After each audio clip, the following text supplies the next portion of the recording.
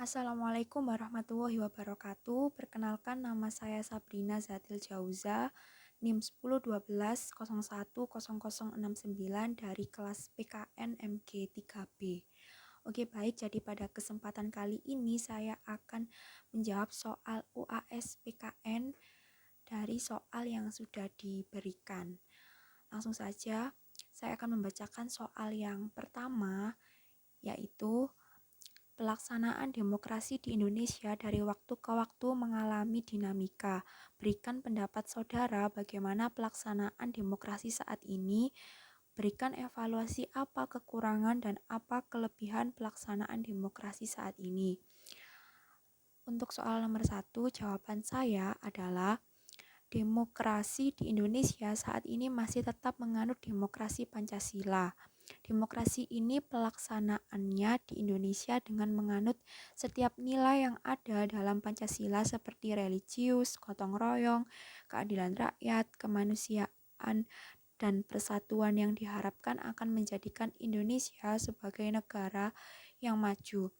Meskipun demikian, masih banyak penyelewengan dari adanya pelaksanaan demokrasi Pancasila di Indonesia, seperti tindakan korupsi, kolusi, nepotisme oleh mereka yang dipilih oleh rakyat untuk mewakili rakyat, adanya diskriminasi yang berhubungan dengan SARA di beberapa tempat, hingga masih adanya masyarakat yang merasa belum mendapat keadilan.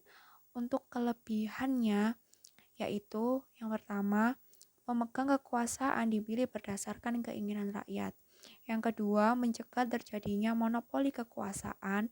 Yang ketiga, kesetaraan hak membuat setiap masyarakat dapat berpartisipasi dalam sistem politik. Lalu untuk kekurangannya, yaitu yang pertama, kepercayaan rakyat mudah digoyangkan oleh pengaruh media. Lalu yang kedua, kesetaraan hak dianggap tidak wajar karena oleh beberapa ahli, karena pengetahuan politik setiap orang tidak sama.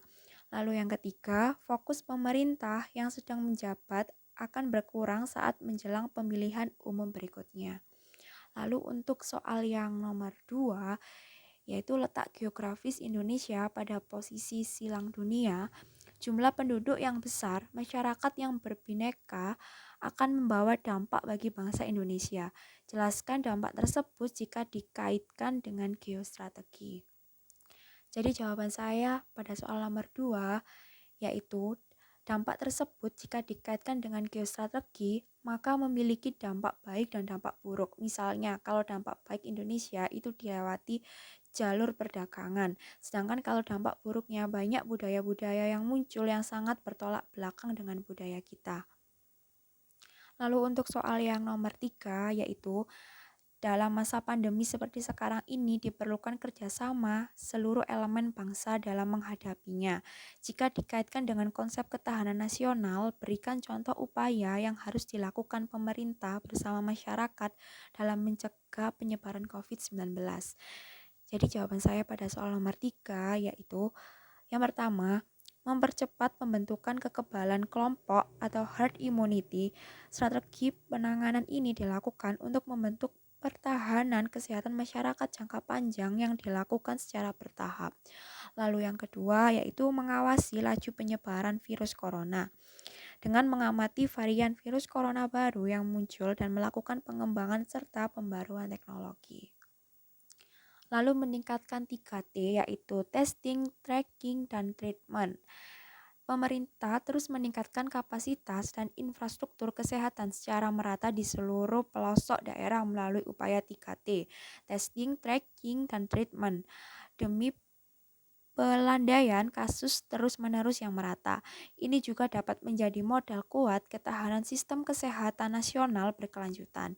3T yang dijadikan sebagai upaya pemerintah mengatasi pandemi COVID-19 ini begitu berdampak pada PPKM darurat. Lalu menyusun rencana ketahanan kesehatan jangka panjang. Ketahanan kesehatan ini dilakukan dengan melibatkan pertimbangan multidisiplin. Upaya pemerintah mengatasi pandemi COVID-19 dimisalkan lebih memperhatikan interaksi antar manusia, hewan, dan tumbuhan sebagai investasi kesehatan jangka panjang. lalu menjaga jarak dan hindari kerumunan, tidak berjabat tangan, dan memakai masker bila sakit atau harus berada di tempat umum, lalu melakukan pemeriksaan atau screening pengunjung suhu tubuh sebelum memasuki area seperti perbelanjaan, kantor, hotel, dan lain-lain, lalu menjaga jarak minimal 1-2 meter dengan orang lain. Lalu pada soal nomor 4, yaitu soalnya jelaskan makna pluralisme dan multikulturalisme. Kehidupan pluralisme dan multikulturalisme di Indonesia rentan terjadi gesekan antar kelompok dan golongan. Bagaimana Pancasila dan konsep Bhinneka Tunggal Ika dapat menjadi solusi dan penyelesaian masalah tersebut. Jadi jawaban saya pada soal nomor 4 yaitu makna pluralisme terdiri dari dua kata plural, beragam, dan isme, paham, yang berarti paham atas keberagaman secara luas. Pluralisme merupakan paham yang menghargai adanya perbedaan dalam suatu masyarakat dan memperbolehkan kelompok yang berbeda tersebut untuk tetap menjaga keunikan budayanya masing-masing. Makna multikulturalisme yaitu berasal dari kata multi, plural, dan kultural tentang budaya. Jadi multikulturalisme adalah sebuah ideologi yang mengakui dan mengagungkan perbedaan. Perbedaan yang dimaksud adalah perbedaan orang per orang atau perbedaan budaya seperti perbedaan nilai-nilai, sistem, budaya, kebiasaan, dan politik.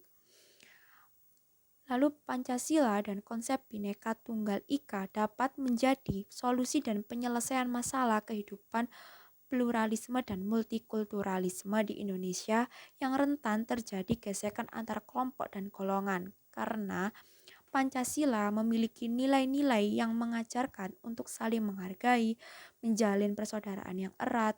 Setiap individu dalam komunitas bekerja sama untuk memenuhi keseimbangan kebutuhan jasmani rohani yang terdapat pada sila ke-1 sampai 5.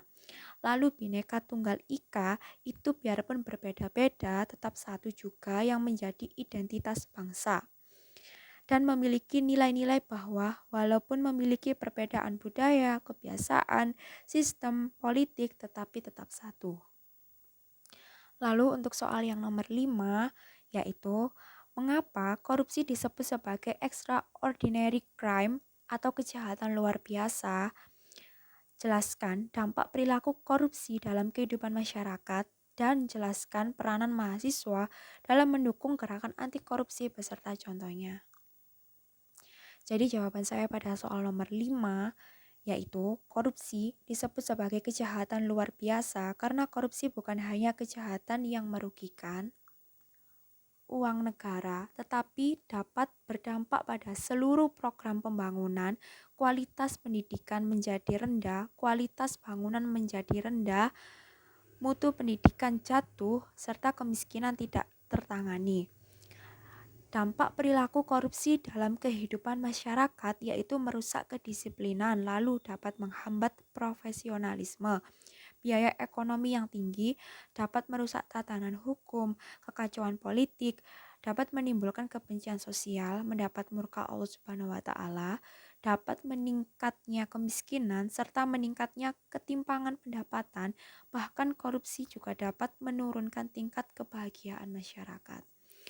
Lalu peranan mahasiswa dalam mendukung gerakan anti korupsi yaitu peran mahasiswa adalah sebagai kontrol sosial. Mahasiswa dapat melakukan peran preventif terhadap korupsi dengan membantu masyarakat dalam mewujudkan ketentuan dan peraturan yang adil dan berdampak pada rakyat banyak, sekaligus mengkritisi peraturan yang tidak adil dan tidak berpihak pada masyarakat.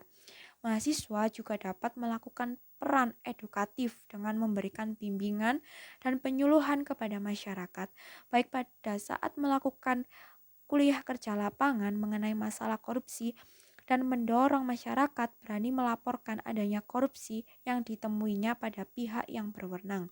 Selain itu, mahasiswa juga dapat melakukan strategi investigatif dengan melakukan pendampingan kepada masyarakat dalam upaya penegakan hukum terhadap pelaku korupsi, serta melakukan tekanan kepada aparat penegak hukum untuk bertindak tegas terhadap pelaku tindak pidana korupsi.